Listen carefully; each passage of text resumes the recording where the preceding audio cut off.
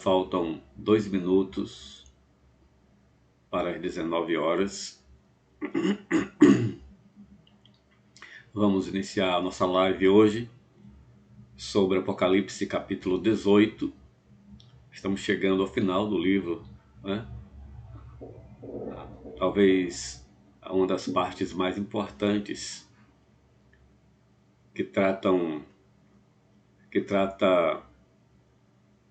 da vitória do Cordeiro de Deus, da implantação do milênio e do julgamento final e novo céu e nova terra. Então é um estudo fascinante. Temos aprendido bastante sobre a doutrina da escatologia. E quando nós estudamos a escatologia bíblica, tanto do Antigo quanto do Novo Testamentos, nós entramos muito profundamente em uma outra doutrina que é a angelologia, a doutrina dos anjos e dos demônios, dos anjos decaídos. Hoje vamos falar um pouco mais sobre essa classificação de anjos. Obrigado. Nas Escrituras. Então, o capítulo 18 é um capítulo de grande importância nas páginas do Novo Testamento e, sobretudo, nesse livro enigmático, mas um livro de grande importância, tanto para os cristãos da atualidade, quanto para os cristãos de todas as épocas, a partir do tempo de João, o seu autor. Este livro, ao longo dos séculos, tem servido como um manual de alento, de ânimo, de esperança em meio às perseguições. João escreveu com este propósito, para que este livro levasse conforto, consolo, esperança, que animasse a fé do povo de Deus naquela época de grandes perseguições, na época de Nero, de Domiciano e de outros imperadores romanos. Não resta a menor dúvida de que João estivesse se referindo a Roma daquela época. A caracterização da Grande Babilônia está lá entre 7 montes. Eu mostrei até uma moeda antiga da Dea Roma, ou seja, da deusa romana sentada sobre 7 montes. Mas também como um livro profético, ele aponta para o futuro, para essa grande cidade, para esse império comandado pelo anticristo a serviço do dragão, a serviço do diabo. Então, é um estudo profundo, acho. A gente, com a nossa pouca sabedoria, a gente fica sempre na superfície. Às vezes damos uns mergulhos mais profundos e retornamos. Ainda há muito que se estudar. Eu tenho lido muitos grandes teólogos que comentaram este livro do Apocalipse. E eu fico percebendo que essa minha abordagem do Apocalipse é como está na superfície da obra. Então, vai exigir de nós muito mais outros estudos, outros aprofundamentos, ler obras mais atuais sobre este livro, que é de grande importância para a nossa vida cristã. Então, meus amados, eu vejo que os irmãos já estão chegando aí. Estamos muito felizes por essa oportunidade de estarmos reunidos, conectados. O ideal seria que estivéssemos na casa do Senhor. Seria maravilhoso. Mas até o momento ainda não temos condições de fazer isso. Ainda hoje conversei bastante com meu sobrinho que está em Londres. E ele disse: meu tio, depois de mais 3 meses estou saindo hoje. Ele foi passear no Jardim Botânico da Rainha Victoria, né? E mandou muitas fotos de lá. Mostrou a foto do trem londrino. Ele sozinho dentro do trem, o trem vazio. Mas a quarentena acabou lá em Londres. Então a gente vê que alguns países já estão superando essa crise do coronavírus. E estamos orando para que nós também possamos dar esse salto, né? Temos visto que nesses últimos dias o número de contaminados, de positivados, tem baixado aqui em Feira de Santana. Então, damos graças a Deus por isso. E vamos continuar orando e fazendo a nossa parte, tomando aquelas precauções que os órgãos de saúde estão recomendando.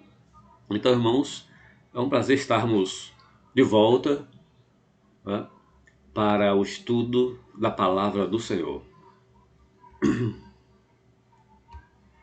Vamos orar, iniciando este momento espiritual, quando estamos conectados uns com os outros e também com Deus. Senhor, nosso Deus, nosso Pai, muito obrigado, Senhor, por este dia em que passamos na Tua presença e aprendemos muito sobre a Tua providência hoje pela manhã. Obrigado, porque o Senhor é o Deus que age, é o Deus presente, é o Deus que cuida do seu povo. Neste momento queremos te pedir mais uma vez, ó Pai, que o Senhor tenha misericórdia do nosso país e do mundo. Que o Senhor possa, ó Pai, trazer a cura para o nosso povo. Que essa pandemia possa acabar e de repente tornar-se coisa do passado. Que nós possamos aprender muito as lições que essa pandemia está trazendo para todos nós. Nós te rogamos por aqueles que estão infectados, por aqueles que estão internados nos hospitais, por aqueles que estão entubados, que o Senhor tenha misericórdia, que o Senhor possa dar mais uma oportunidade de voltar à vida, à convivência com os seus familiares. Nós te rogamos especialmente pela tua serva Lindaci, que se encontra no leito de enfermidade no hospital lá em Porto Seguro. Ó Pai, que o Senhor possa, com a tua boa mão, tomar todas as providências para a recuperação da saúde da tua serva. Que o Senhor possa restaurar a sua saúde. Que o Senhor possa, ó Pai, animá-la ali, para que ela possa testemunhar da tua graça, do teu amor e da tua providência. Continua conosco e perdoa os nossos pecados. Livra-nos de todo mal, em nome de Jesus. Amém, Senhor. Muito bem, meus amados. Hoje falamos sobre a queda da Grande Babilônia. Tem uma imagem aí de Roma. Naturalmente que quando tratamos da Grande Babilônia, tratamos muito mais do que uma cidade do mundo. Tratamos de um sistema, de uma cosmovisão anti-Deus, que vai enganar, ludibriar todas as nações, todos os povos, e vai levá-los a ser contra Deus e a perseguir o povo de Deus. O versículo que nós destacamos para a nossa meditação nesta noite está aqui. E clamou fortemente com grande voz, dizendo: caiu, caiu a grande Babilônia, e se tornou morada de demônios, e coito de todo espírito imundo, e coito de toda ave imunda e odiável. Observem a linguagem de João, o evangelista, apóstolo João. É sobre essas coisas que a gente vai meditar nesta noite. O capítulo 18 é uma complementação do capítulo 17. Na verdade, se o tempo desse, era para termos tratado 17 e 18 ao mesmo tempo. Mas existem muitos detalhes. E há uma intertextualidade intensa entre as narrativas de João com textos de outros autores, tanto do Novo quanto do Velho Testamento. O capítulo 18 trata da condenação da Grande Babilônia, dos 3 ais, do lamento daqueles que se enriqueceram, que cresceram com a Babilônia, que se aproveitaram dos benefícios que ela proporcionou, ou que proporcionará aos homens, aos reis da terra, os comerciantes e aqueles comerciantes que trabalhavam navegando no mar. E eles vão lamentar quando vir a Babilônia pegando fogo. E vão lamentar a sua perda. E não somente vão lamentar por conta dessa perda econômica, mas por conta da culpa por se aliar a um indivíduo ou a um sistema que vai um dia chegar ao fim. Então, é sobre isso que vamos tratar aqui nesta noite. Eu acho que a mensagem de hoje é mais breve do que as outras. Mas este capítulo também trata, irmãos, de uma outra coisa de grande importância. Após a queda da Grande Babilônia, há alegria, há regozijo nos céus. Os anjos, os santos de Deus se alegram, porque com a queda de Babilônia encerra-se a história como nós conhecemos hoje. É a vingança da ira de Deus contra a humanidade decaída. Vai haver uma vitória do bem contra o mal. E então os servos de Deus vão glorificar ao Senhor, dizendo, eles mereceram, foi justo que Deus os julgasse e os condenasse. Como de costume, irmãos, observem que do lado esquerdo do slide eu coloco o texto bíblico e do outro o nosso comentário.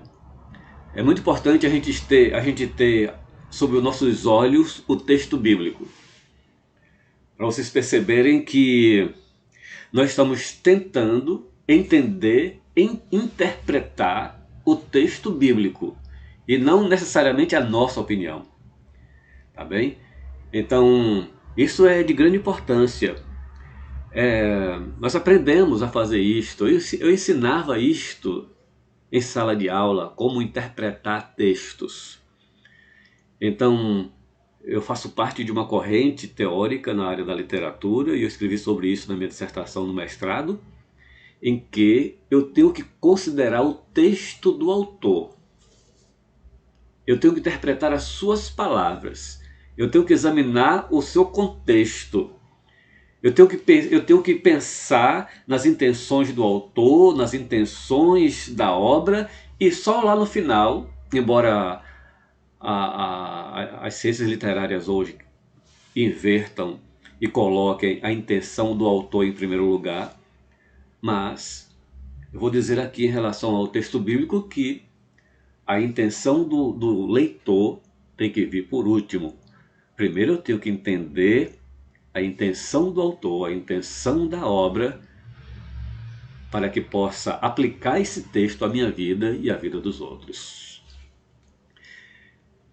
Então, vamos lá. E depois destas coisas, vi descer do céu outro anjo, que tinha grande poder, e a terra foi iluminada com a sua glória.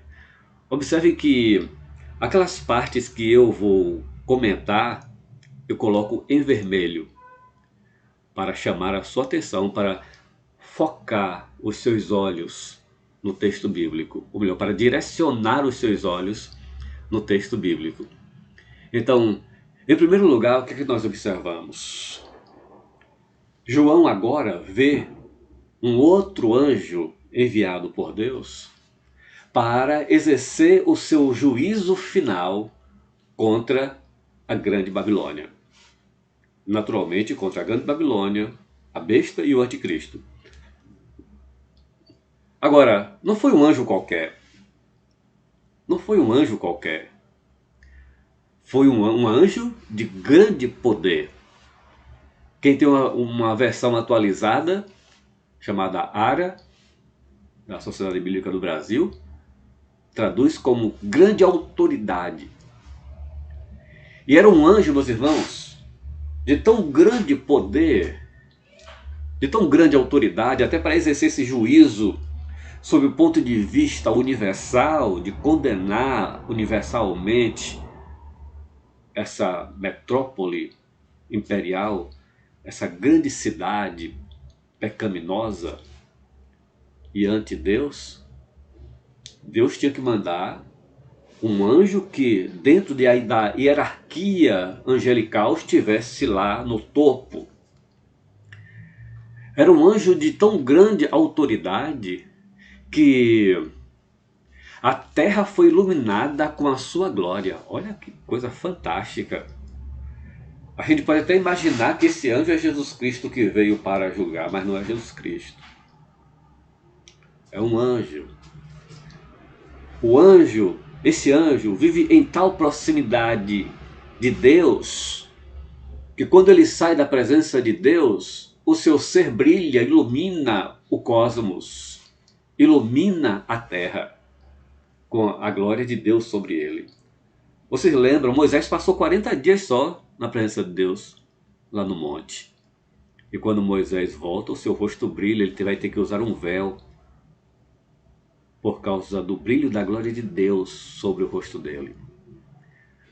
O apóstolo Paulo, escrevendo lá em Colossenses, capítulo 1, verso 16, Colossenses 1, 16,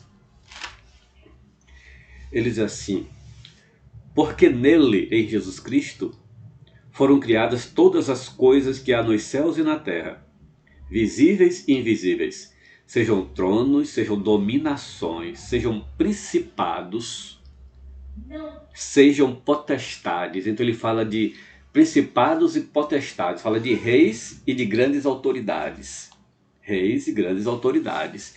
Então há, naturalmente, uma hierarquia de anjos, querubim, arcanjo, anjos, tá?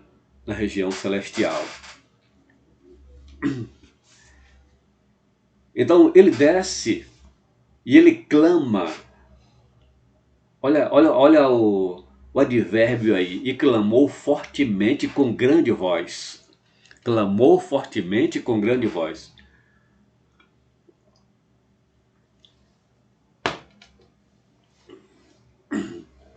Se você pegar outra tradução, o tradutor usou o seguinte advérbio: e clamou poderosamente com grande voz, dizendo: caiu a grande Babilônia.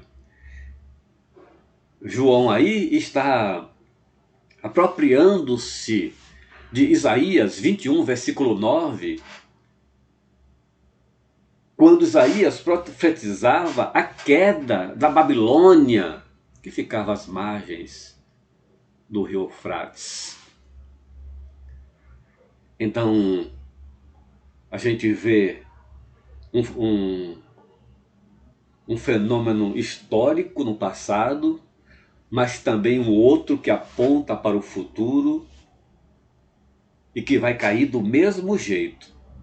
É muito interessante que toda a visão de João, quando ele trata da queda de Babilônia e da sua condenação, ele está reverberando, ele está fazendo uma intertextualidade, uma releitura de texto dos profetas do Antigo Testamento. Enquanto eu faço esses estudos, eu fico pensando o seguinte: seria muito interessante se alguém um dia, eu não sei se alguém já fez isso, de desenvolver uma análise do Apocalipse, levantando todos os versículos do Antigo Testamento que João recita. Isso é fantástico, irmãos, isso é extraordinário. Principalmente quando imaginamos que João está preso na ilha de Patmos. Ele conhece a Bíblia, ele sabe de cor e salteado as Escrituras. É uma coisa impressionante a quantidade de versículos que João cita lá do Antigo Testamento. E às vezes a gente encontra crentes hoje que não sabem nada da Bíblia. Não sabem nem encontrar os autores da Bíblia. Há crentes que não tem um versículo, não sabem um versículo de cor. Não sabem encontrar nada na Bíblia. Ainda hoje, minha esposa estava conversando entre família e um disse: eu estou lendo agora a Bíblia toda. Ela disse: já li a Bíblia toda uma vez. Ela disse: você já leu quantas vezes? Eu falei: já li 15 vezes, estou lendo a 16ª vez. Já deveria ter lido muito mais. Porque uma Bíblia comum eu leio em um ano, ou talvez até menos. Mas uma Bíblia comentada não dá para ler em um ano. Eu tenho que ler a Bíblia e os comentários. Às vezes os comentários são maiores do que a Bíblia, né? Então isso demanda muito mais tempo. Mas, meus irmãos, a gente precisa conhecer a Bíblia. A gente precisa conhecer as Escrituras. Saber de cor a Bíblia. Se você desenvolver esse tipo de estudo, pegar cada versículo que João cita aqui, ele está fazendo uma apropriação discursiva de textos lá do Antigo Testamento, ou até do Novo Testamento. Muito bem. Então, Babilônia é a capital do mundo inteiro, o centro do universo, do universal reino das trevas. É um símbolo de todo mundo hostil para com Deus e seu Cristo. E esse mundo que tomou Deus como seu inimigo enfrenta agora a pena de total colapso econômico. A gente vai ver que os juízos finais de Deus contra a humanidade, contra a Grande Babilônia, afeta essencialmente a parte econômica. Neste capítulo é possível contar 8 hinos de juízos e lamentos sobre Babilônia. Então aí, se você está vendo o slide, esses versos aí são fragmentos de hinos, de lamentos. Quem tem uma versão atualizada, dá para perceber que está em forma poética. Na nossa versão não, ele não distingue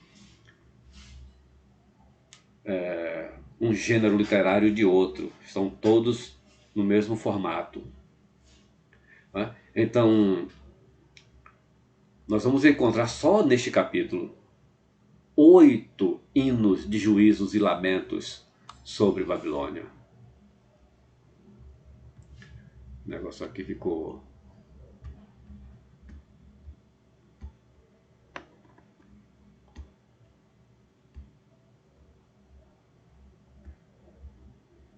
Por que não quer? Bem, houve um problema aqui nesse slide. Nós vamos adiante. Então, João diz assim: Caiu a grande Babilônia e se tornou morada de demônios, e coito de todo espírito imundo, e coito de toda ave imunda e odiável. Observe que o anjo brada fortemente sobre a ruína, a queda de Babilônia, como um fato consumado. Caiu. Na perspectiva bíblica, esse sistema que opera hoje no mundo está com os dias contados. É só uma questão de tempo.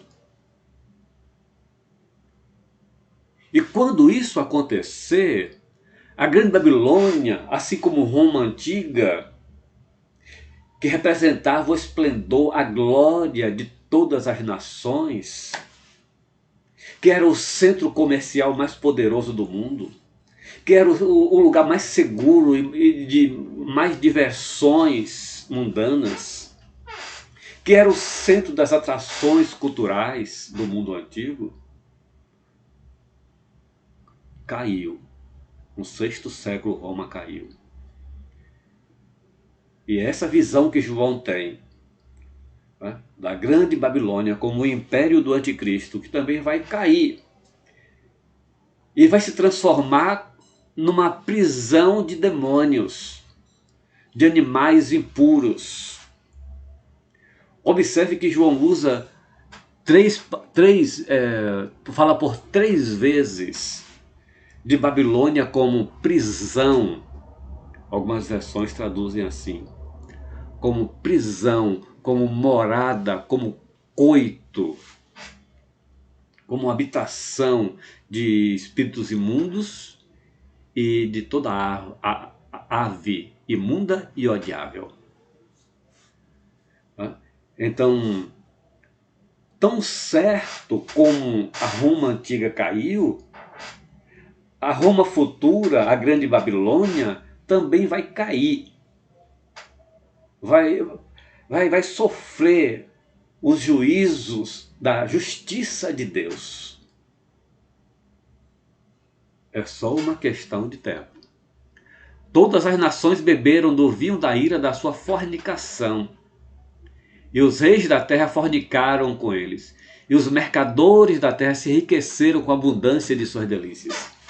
Observe essa trilogia de classes de pessoas. Quem era que ganhava com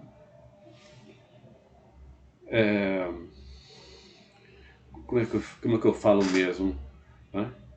Dessa negociata, desse envolvimento, dessa parceria, é essa a palavra, desta parceria com o anticristo.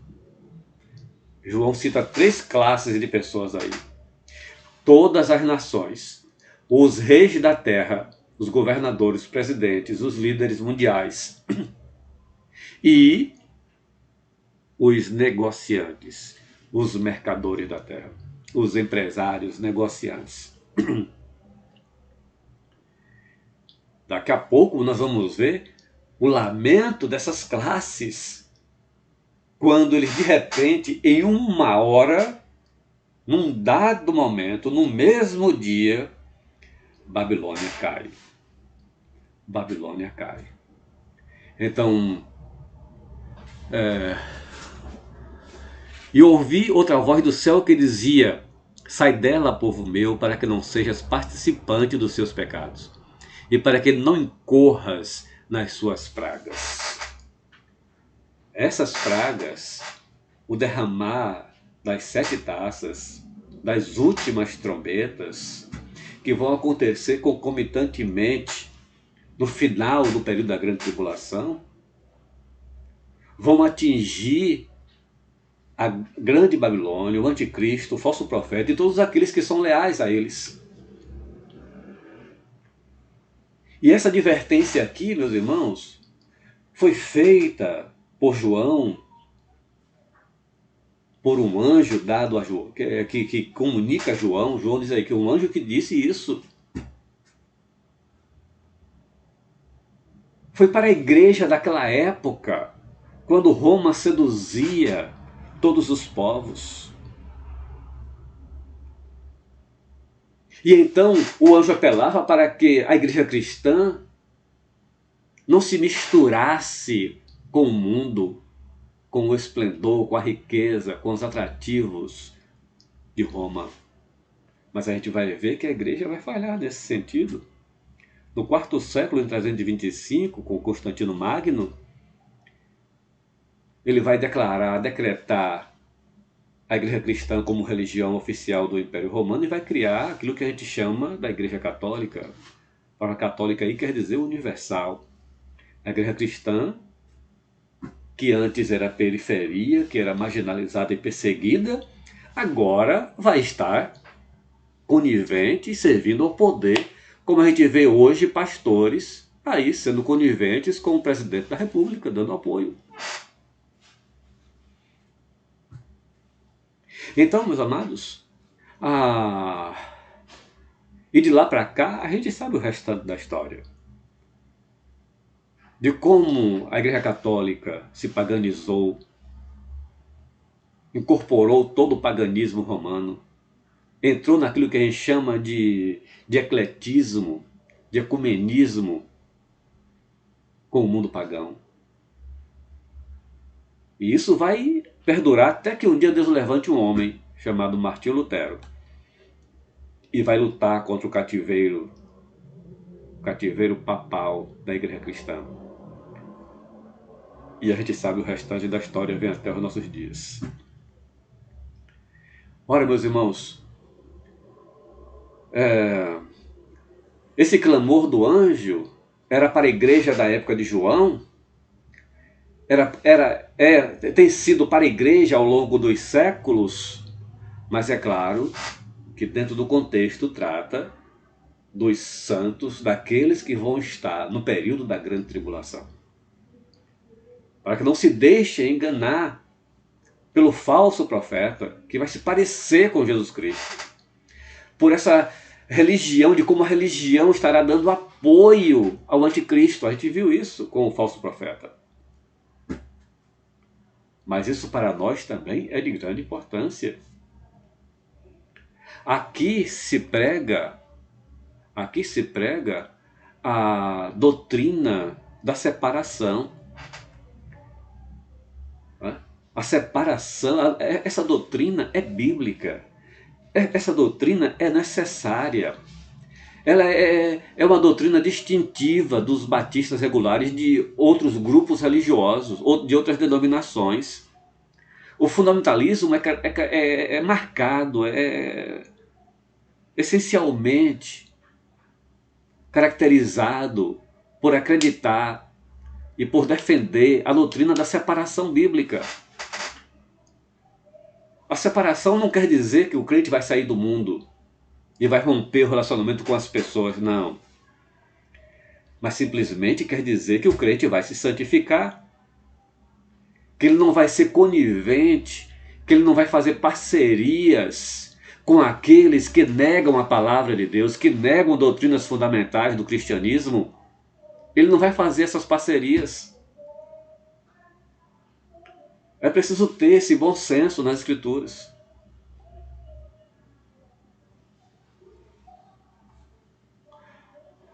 Então, só pulando mais um slide aí, a doutrina da separação aqui é reforçada. A igreja está sempre diante desse perigo do espírito mundano. Vamos ler, por exemplo, 1 de João 2,15. Eu sei que todos sabem de cor, né? Mas não custa nada ler mais uma vez, né? 1 de João 2,15.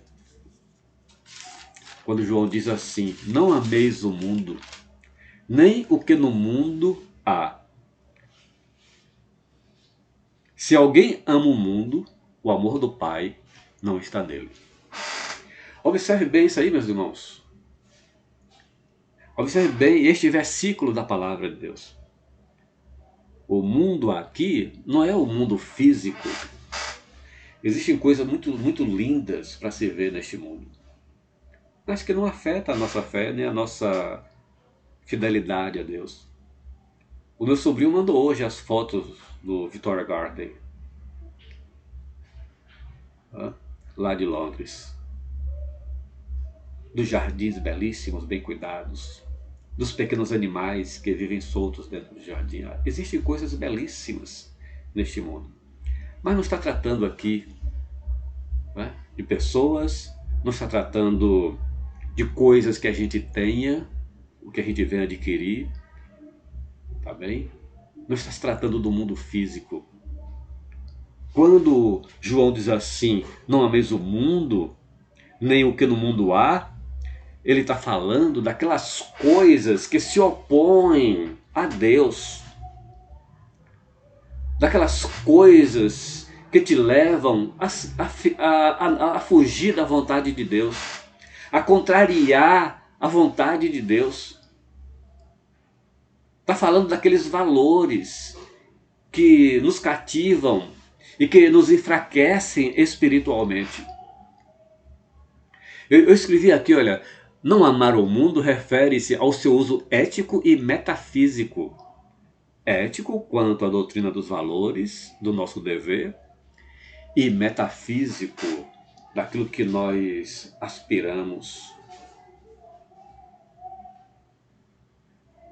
Ele aponta, em parte, para o mundo que se corrompeu com vícios, blasfêmias e a atitude que se esquece de Deus.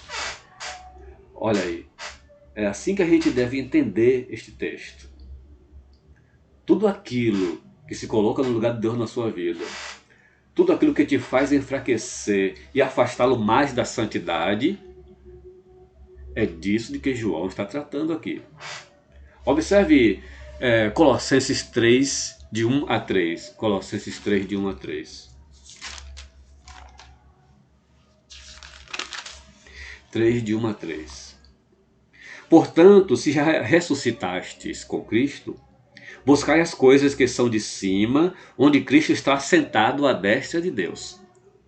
Pensai nas coisas que são de cima, e não nas que são da terra, porque já estáis mortos, e a vossa vida está escondida com Cristo em Deus. Olha que maravilha. Então, não amar o mundo exige que você tenha um outro ideal, um outro foco de vida, que é amar as coisas de cima, amar as coisas de Deus. E isso está muito claro. Olha os versículos 5 a 7. Mortificai, pois, os vossos membros que estão sobre a terra: a fornicação, a impureza, a afeição desordenada. Olha aí, isso aqui, meus irmãos, dá um sermão. Falar sobre as paixões que nos afetam. Sobre quantas vezes nós somos dominados por certas ideias, por certos sentimentos, por certas paixões. Por que é que se trai tanto hoje? Por que se adultera tanto hoje? Por causa de sentimentos, de afetos desordenados. A vil concupiscência, a avareza, que é a idolatria, pelas quais coisas vem a ira de Deus sobre os filhos da desobediência, nas quais também em outro tempo andastes, quando vivias nelas. Mas agora despojai-vos também de tudo: da ira, da cólera, da malícia, da maledicência, das palavras torpes da vossa boca. Então, não amar o mundo é ter outros valores, é estar com os seus olhos lá em cima, em Deus, em Cristo, nos valores celestiais. Jesus Cristo resumiu o que significa não amar o mundo e amar a Deus, ou amar a Deus e não amar o mundo. Está escrito aí em Mateus 22, 37. É claro que é outro versículo que todos os crentes conhecem. Na verdade, todos deveriam saber de cor. Trata-se do primeiro e grande mandamento, resumido por Jesus Cristo. 22, 37.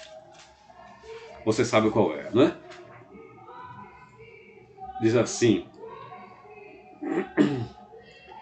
E Jesus disse-lhe: amarás o Senhor teu Deus de todo o teu coração, e de toda a tua alma, e de todo o teu pensamento.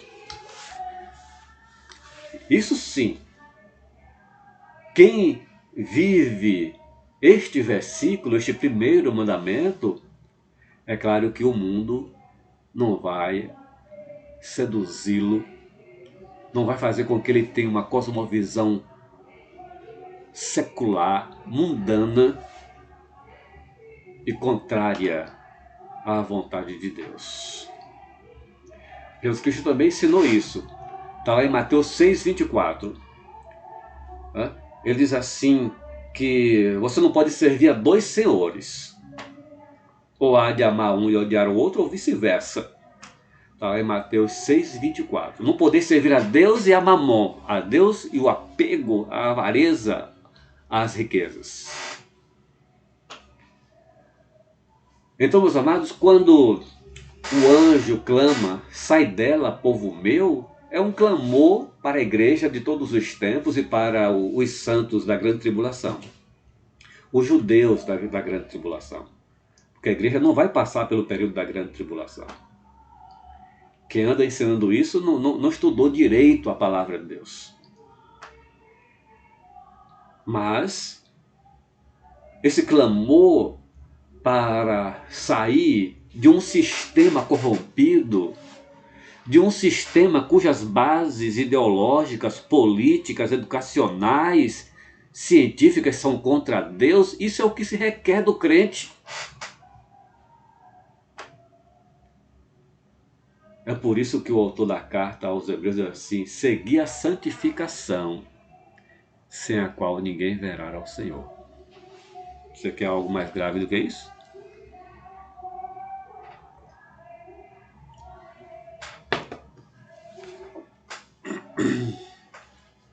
Muito bem, vamos lá. Observe, meus irmãos, que a grande Babilônia, a semelhança de Roma no passado, se gloriava como a nação mais rica, mais poderosa, mais bela, mais segura do mundo. Ela dizia, está escrito aqui, diz aqui: estou assentada como rainha, e não sou viúva, e não verei o pranto. Olha aí o orgulho, a presunção da Roma do passado, que vai se repetir na grande Babilônia. Olha a presunção dela, ela diz assim: eu sou como rainha, não sou como viúva, não vou ter filhos órfãos. Mas a palavra de Deus diz que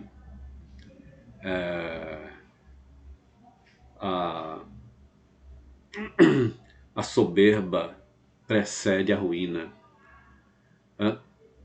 Então, a história vai se repetir. O que Deus fez com a Babilônia antiga, também fará com a futura.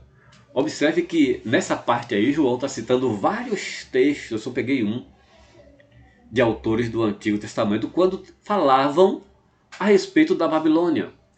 Olha, Isaías 47, 8 a 11.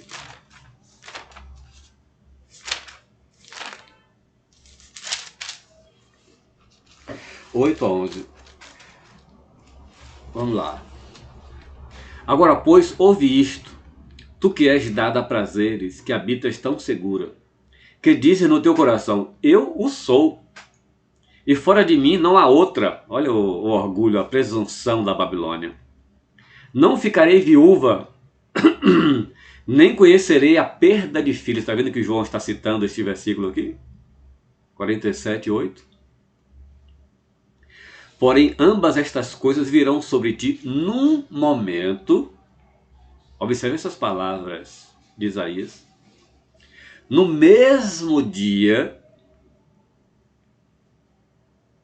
perda de filhos e viuvez, em toda a sua plenitude virão sobre ti, por causa da multidão das tuas feitiçarias e da grande abundância dos teus muitos encantamentos.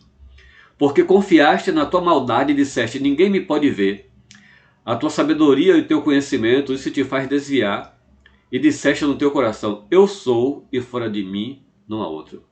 Portanto, sobre ti virá o mal, sem que saibas a sua origem. E tal destruição cairá sobre ti, sem que a possas evitar. E virá sobre ti de repente desolação que não poderás conhecer. Isso de fato aconteceu, vocês sabem, né? Daniel descreveu de como os medos persas destruíram Babilônia. Então, está se referindo também à grande Babilônia. Ela desfrutava de riqueza abundante, de segurança e diversão. Deus a julgará com uma série diversas de flagelos em um só dia, ou num período muito curto.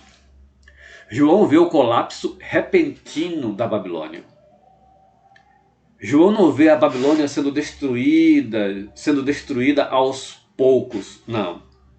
Se você ler o capítulo 18 com calma, você vai perceber que João repete várias vezes. Querem ver? Versículo 8. Portanto, num dia virão as suas pragas. Versículo 10. Pois em uma hora veio o seu juízo. E mais. Versículo 16. Porque numa hora foram assoladas tantas riquezas. Versículo 19. Porque numa hora foi assolada. Então, observe que a visão que João tem da destruição de Babilônia é rápida. Eles não vão nem saber por que aquelas coisas estão acontecendo, como Isaías disse lá. Não vai saber a sua origem. Porque isso aqui, meus irmãos, refere-se à grande batalha do Armagedon, quando Cristo desce e dizima todos os infiéis. É um fim repentino, é um colapso total contra a Babilônia. Babilônia vai ser queimada a fogo. Observe que diz assim: porque é forte o Senhor Deus que a julga. A Roma se achava o país mais poderoso daquela época. Achava que nunca seria destruído, mas vieram os bárbaros em 560 e destruiu tudo. Destruiu Roma. Mesmo assim vai acontecer com a grande Babilônia. Por quê? Porque Deus é o Senhor Todo-Poderoso. A Babilônia descobriu isso. Melhor, a Babilônia histórica descobriu isso. A grande Babilônia, lá da era escatológica, também vai entender que Deus é quem condena. Deus é que é o juiz. Deus é que tem o poder. Deus a julgará. Olha a parte final aqui. Ela se julgava forte, mas Deus era muito mais. A queda de Babilônia é certa por causa do poder de Deus. É o Senhor quem castiga. Ele é o verdadeiro soberano sobre a terra e não Roma, ou qualquer outro império que venha surgir no mundo. É isso que o livro do Apocalipse mostra. Que essa condenação da grande Babilônia só vai ocorrer porque é o Senhor Deus Todo-Poderoso que vai julgá-la. Meus irmãos, é muito interessante que um anjo vai pegar uma pedra. Esse anjo, eu já disse que era um dos mais poderosos. De acordo com o grego, a pedra que ele pega é uma pedra de moinho, gigantesca, que ele vai lançar sobre o mar, vai lançar sobre a Babilônia, e ela vai cair, ela vai pegar fogo. Por várias vezes as pessoas vão lamentar vendo a fumaça do seu incêndio. Está escrito aí, entre os versos 15 a 19. Nessa seção, dos versos 9 ao 20, João descreve o lamento, 3 ais. Os ais são interjeições de dor ou tristeza, dos reis e negociantes que se enriqueceram com a Babilônia. Cada um chora e lamenta ao seu modo, segundo suas perdas e desilusões. E o mais impressionante é que João descreve todo tipo de mercadoria que era vendida, negociada no Império Romano. Observe bem, a partir do verso 12. Mercadorias de ouro, de prata, de pedras preciosas, de pérola, de linho fino, e de púrpura, e de seda, e de escarlata, toda madeira odorífera, e todo vaso de marfim, todo vaso de madeira preciosa, ou seja, os móveis riquíssimos de madeira, de bronze, de ferro e de mármore, e canela e perfume, mirra. As especiarias eram muito cultivadas nesse período em Roma. Gado, ovelhas, carros e corpos e almas de homens. E o fruto do desejo da tua alma foi-se de ti. Então, se você pegar alguns comentários do Apocalipse, como o Christian Maker, dentre outros, eles fazem uma análise minuciosa de cada um desses elementos, de cada uma dessas mercadorias citadas por João. Era de onde vinha a riqueza do Império Romano. Até almas, até pessoas eram vendidas como escravas. Isso vai perdurar por longos anos. No Brasil, só com a Lei Áurea, né, de 1888, que isso vai acabar. Então,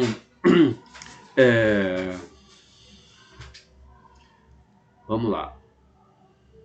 Então, você vai encontrar três A's dessas classes de pessoas que se enriqueceram. Alguns vão olhar de longe a sua destruição e vão lamentar. E vendo a fumaça do seu incêndio, clamaram, dizendo: que cidade é semelhante a esta grande cidade? E lançaram o pó sobre as suas cabeças e clamaram, chorando, lamentando e dizendo: ai, ai daquela grande cidade. Eles vão chorar, eles vão se lamentar, né? Eram ricos de bens materiais. A gente vai ver isso, né? E a gente vê isso hoje. Pessoas que são ricas de bens materiais, mas não tem nenhum relacionamento com Deus. Não quer conta com o povo de Deus, com a igreja de Deus, com os cristãos. Olham com desdém para os pobres. Mesmo assim vai acontecer lá na época escatológica. Eram ricos de bens materiais, mas não eram ricos para com Deus. E de repente tudo vira fumaça por um gigantesco incêndio.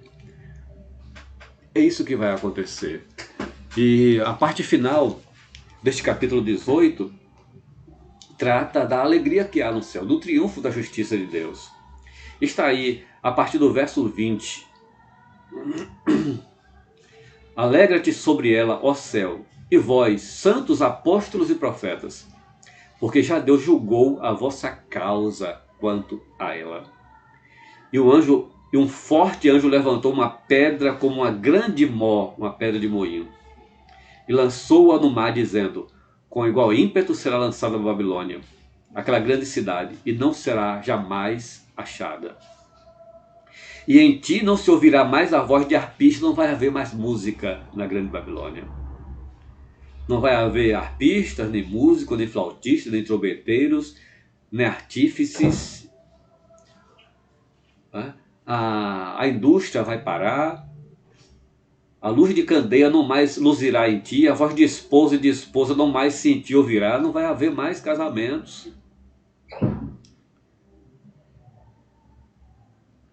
E então, o versículo 20 diz assim: alegra-te sobre ela, ó céu, e vós, santos apóstolos, porque Deus a julgou. Por quê? Olha o versículo 24. Nela se achou o sangue dos profetas e dos santos, e de todos os que foram mortos na terra. Meus amados, enquanto o mundo lamenta, os céus se regozijam pelo triunfo da justiça de Deus. A gente percebe, meus irmãos, pelo relato das Escrituras, que o mal um dia vai chegar ao fim. O mal, é por isso que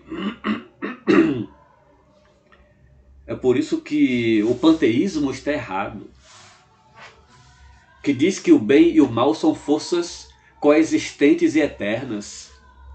Não, o mal vai chegar ao fim. Justamente aqui, no capítulo 18 do Apocalipse, vai haver um triunfo da justiça de Deus contra o mal.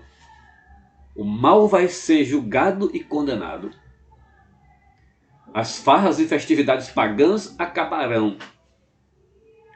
A queda de Roma será irrevogável, súbita e violenta, conforme o demonstrou o anjo dramaticamente ao agarrar a enorme pedra e lançá-la no mar.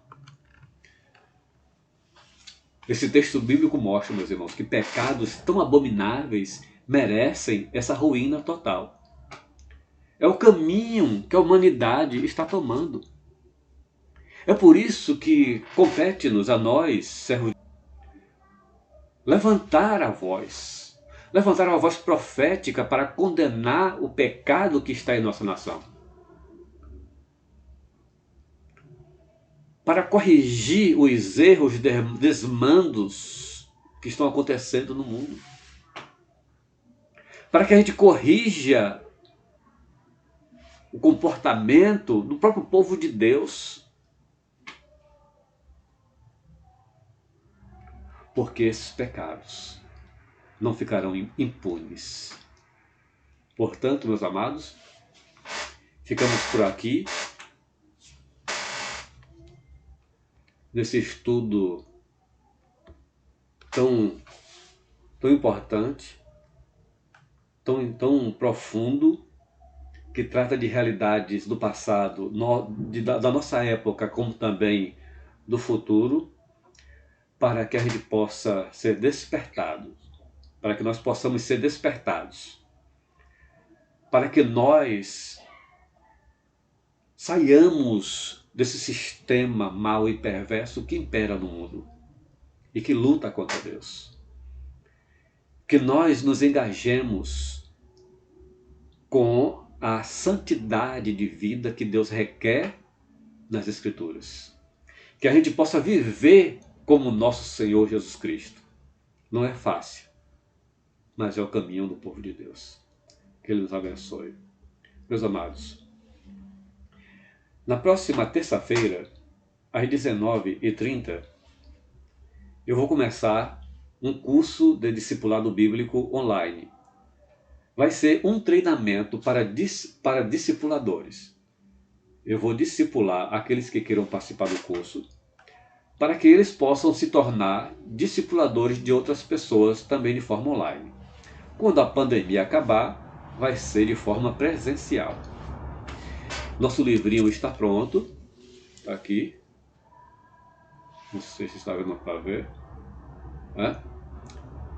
Nós vamos adotar este livrinho para o nosso curso. Nós vamos começar na próxima terça-feira, às 19h30, pelo WhatsApp. Só vão ganhar este livrinho agora e só vão participar do nosso curso discipulado aqueles que se inscreverem através do WhatsApp, mandando uma mensagem para mim. Eu vou colocar você na lista e na próxima terça-feira vamos ter o primeiro encontro pelo WhatsApp, em que todos aparecem na tela e todos podem falar ao mesmo tempo. É muito interessante. Então, os que se inscreverem até amanhã, eu vou providenciar um meio de levar até a sua casa um exemplar deste livrinho, se você não morar muito longe, né? Ou então de você pegar aqui em nossa casa, aqui no Parque P. Então, terça-feira, o nosso curso, às 19h30, mas só para os que se inscreverem através do WhatsApp.